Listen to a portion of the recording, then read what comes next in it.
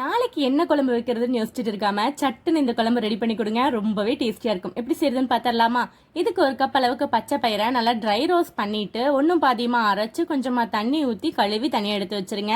இப்போ ஒரு மிக்சர் ஜார்ல ஒரு பெரிய வெங்காயம், 4-5 பல் பூண்டு, ஒரு ஸ்பூன் சோம்பு, ஒரு பெரிய தக்காளி, இது கூட தேவையான அளவுக்கு மிளகாய்த்தூள், மல்லித்தூள், மஞ்சள் தூள், 10 பல் தேங்காவும் போட்டு நல்லா மைய அரைச்சு எடுத்து வச்சுக்கலாம்.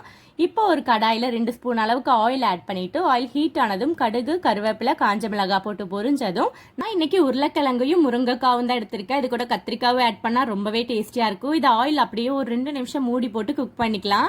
இது கூட நம்ம எடுத்து வச்சிருக்க பச்சை பயிரையும் அரைச்சு வச்சிருக்க தேங்காய் விழுது இது கூடவே ஆட் பண்ணிக்கலாம். குழம்புக்கு தேவையான அளவுக்கு உங்களுக்கு தகுந்த மாதிரி தண்ணி அட்ஜஸ்ட் பண்ணி ஊற்றிக்கோங்க. இப்போ இதெல்லாம் நல்லா மிக்ஸ் பண்ணி விட்டுட்டு தேவையான அளவுக்கு உப்பையும் ஆட் பண்ணிக்கலாம். இப்போ இது ஒரு 15 நிமிஷம் மூடி போட்டு குக் பண்ணீங்க அப்படின்னா மணக்க குழம்பு ரெடி ஆயிரும். பச்சை பயில தான் செஞ்சீங்கன்னு சொன்னா நம்பவே மாட்டாங்க. ட்ரை பண்ணி